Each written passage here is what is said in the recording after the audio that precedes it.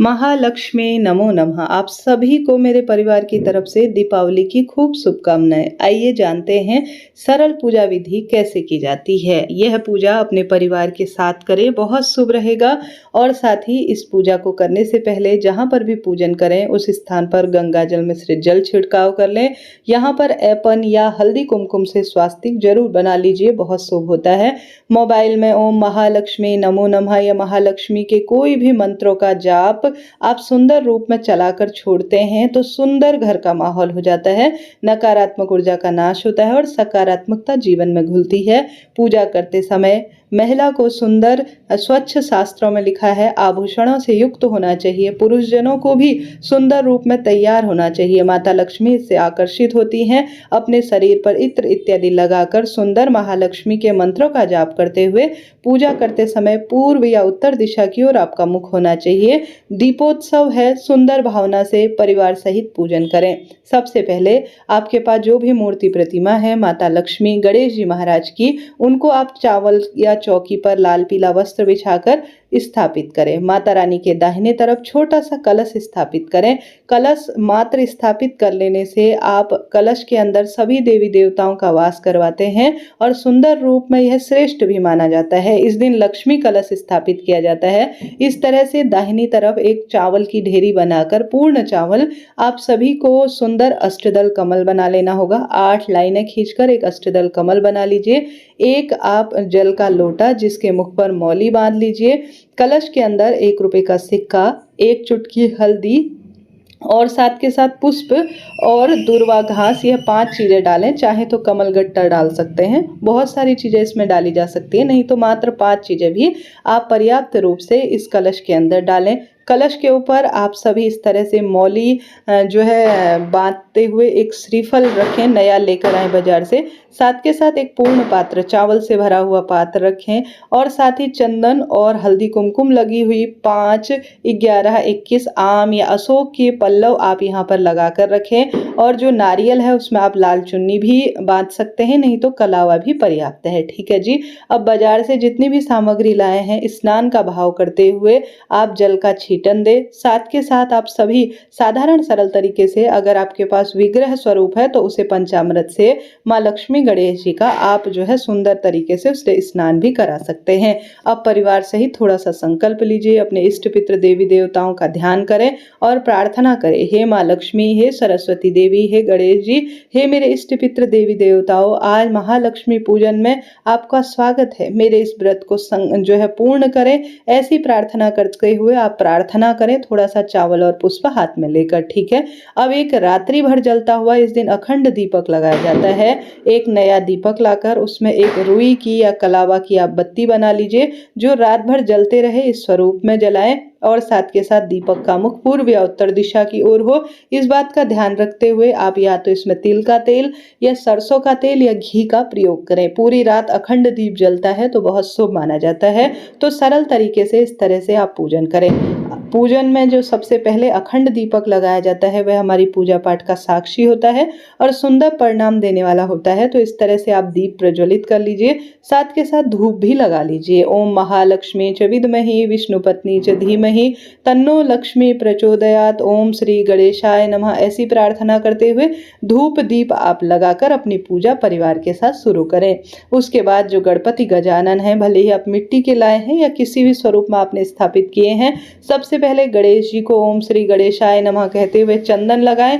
उसके बाद आप सभी माता लक्ष्मी को रोली अक्षत समर्पित करें। इसी तरह से कलश देवता पर भी रोली अक्षत मौली समर्पित करें और साथ ही दीप देवता पर भी रोली चंदन मौली अक्षत समर्पित करें। इसके साथ साथ आप सभी सुंदर भाव सच्चे मन से इस पूजन को संपूर्ण करने का प्रयत्न करें। यह पूजा बहुत विशेष और बड़ी मानी जाती है।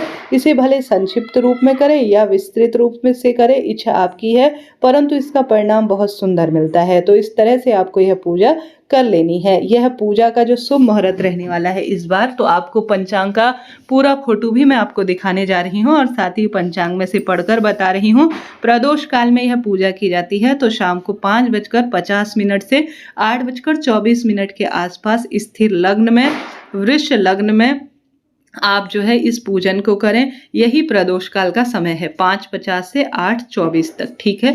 अब आप सभी 20 तारीख को पूजन करें या 21 तारीख को, देखिए अपने क्षेत्र अनुसार चाहे तो 20 को करें चाहे तो 21 को करें, परंतु चार धाम जो है समिति ने उत्तराखंड की, जो कि सबसे बड़ी जो है विद्वत समिति मानी जाती है, वहाँ पर और साथ ही पूरे भारतवर्ष में काशी पंचांग में मेरे पास जो अधिकतर पंचांग है उसमें 20 तारीख का ही पूजन का विधान बताया है। तो आप 20 तारीख को पूजन करते हैं तो अति उत्तम परिणाम मिलता है।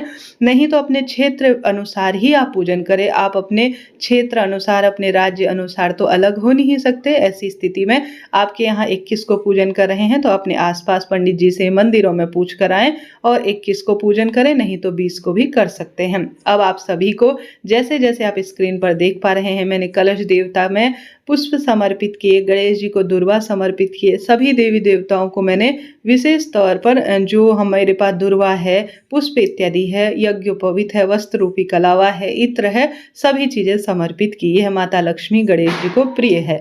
इसके बाद लिए जाते हैं सप्तधान्य या पंचधान्य। अभी जो मौसम में जो है अनाज कटी हुई होती है उनमें से सप्तधान्य पंचधान्य लिए जाते हैं। चाहे तो पंचधान्य ले चाहे तो सप्तधान्य दे। आप अन्नपूर्णा माता का ध्यान कर कर माता लक्ष्मी को भोग लगाएं। इसमें आपको लेने हैं काले तिल, चावल, जौ, चने की दाल और साथ के साथ हरा मूंग। आप इन्हें 5 की संख्या में ले सकते हैं या 7 की संख्या में। साथ के साथ धनिया, जो कि विशेष शुभ माना जाता है धनतेरस पर खरीदना, और इस दिन माता को भोग स्वरूप समर्पित किया जाता है, तो धनिया आप जरूर रखें। इसके साथ ही आप 5 कमलगट्टे, 5 कौड़ी, 5 गोमती चक्र भी माता के समक्ष प्रस्तुत करें। आप इसे धनतेरस पर लाएं और इस दिन माता को समर्पित करें। तो इस तरह से यह पूजा सरल सी है। जरा सा भी वीडियो उचित उपयोगी रहते हैं तो लाइक करें, शेयर करें। अब इसके साथ ही मुख शुद्धि के लिए आप लौंग, इलायची, चाहे तो पान के पत्ते में लाकर या किसी कटोरी में शहद लगाकर, उसके साथ लौंग, इलायची, जो कि तांबुल के रूप में, पान के रूप में माँ को प्रिय है, वह समर्पित करें। अभी मैं व्यवस्था नहीं कर पाई तो सिर्फ लौंग, इलायची ही माता को भोग स्वरूप समर्पित कर रही हूँ। आप भी इसी तरह से करें। साथ ही सुहाग सामग्री आपको माता को दान देनी है। कभी भी इस बात का ध्यान रखें कि यह कोई भी सामग्री दान नहीं की जाती। सुहाग सामग्री आपको स्वयं ही पहननी होती है। यही सर्वश्रेष्ठ विधान है। अब इस दिन आप जो चांदी के सिक्के खरीद कर लाए हैं, धन, सोना, जो भी आप खरीद कर लाए हैं, वह भी माता लक्ष्मी के श्री चरणों में समर्पित करें। उन्हीं की माया है और उन्हीं को समर्पित है। इस दिन सीताफल विशेष तौर पर माता को भोग प्रसाद और सिंघाड़ा विशेष तौर पर, पंच मिठाई, पंच फल, खीर, शहद, इनका भोग जरूर लगाया जाता है। इससे मनोकामना पूर्ति में सहायता मिलती है और परिवार से सब दुख दारिद्रता का मुक्ति होता है। आप कम ज्यादा जितना हो उस स्वरूप में पूजन करें। कोई बाध्यता नहीं है, जो है जैसा है हे माता रानी स्वीकार करो, ऐसी प्रार्थना करते हुए आप यह चीजें समर्पित करें। कई लोग गन्ना भी चढ़ाते हैं तो गुड़, मूंग, मोठ भी चढ़ाई जाती है, वह भी शुभ होती है। खिल बताशे भी माता के श्री चरणों में चढ़ाएं क्योंकि यह आवश्यक है। तो इन चीजों का आप भोग लगाएं, ठीक है। इस तरह से यह धनतेरस की पूजा पूर्ण हुई। इसके बाद हम थोड़ा जल लेकर भोग लगाने के बाद माता को मुख शुद्धि करते हुए जल भी समर्पित करेंगे। तो इस तरह से यह पूजा करीब करीब हमारी पूर्ण हुई। और साथ ही जो हम उस दिन बाजार से बर्तन लाए हैं, झाड़ू लाए हैं, झाड़ू पर भी रोली, चंदन, मोली, अक्षत समर्पित कर कर झाड़ू में भी कलावा बांधेंगे। साथ के साथ हम सभी के पास जो नए बर्तन हम लाए हैं उन पर भी रोली, चंदन, अक्षत समर्पित करेंगे। अब कई भक्तजन इस दिन हवन करते हैं माता लक्ष्मी का, आप वह कर सकते हैं। नहीं करना चाहते तो कोई दिक्कत की बात नहीं, साधारण सरल तरीके से पूजन करें। अब पूजा के अंत में एक प्लेट लेंगे जिस पर स्वास्तिक बनाकर कपूर प्रज्वलित करेंगे और एक दूसरा दीपक लगाकर महालक्ष्मी की जो आरती होती है, ओम जय लक्ष्मी माता, मैया जय लक्ष्मी माता, ये वाली आरती, और जय गणेश जय गणेश जय गणेश देवा, ये वाली आरती, दोनों आरतियों को हम गा लेंगे और माता की सुंदर आरती करेंगे। घंटी बजाकर इसी आरती को माता को दिखाएंगे, पूरे घर में घुमाएंगे और बच्चे बड़े सब इसी आरती से सुंदर रूप में लेंगे। भूल चूक के लिए क्षमा प्रार्थी होंगे। और जो हमने जो दीपक लिया है दूसरा वाला, उसके ऊपर से 3 बार जल घुमाकर जमीन पर छोड़ देंगे। इस तरह से यह दीपावली की सरल, श्रेष्ठ, संपूर्ण पूजा की जाती है। आप भी इसी तरह से कीजिए और अपना भाग्य प्रबल करें। कोई प्रश्न हो आप पूछ सकते हैं, आपका अपना चैनल है। दिवाली आपके लिए खूब खुशियाँ लाए, यही मैं प्रार्थना करती हूँ। दिवाली की पूजा चौकी हमेशा जब भाई दूज का त्योहार हो जाता है उसके बाद ही यहाँ से हटाई जाती है। प्रसाद इत्यादि तो आधे घंटे 1 घंटे के भीतर ही आप हटा लीजिएगा। जय माता दी, राधे राधे।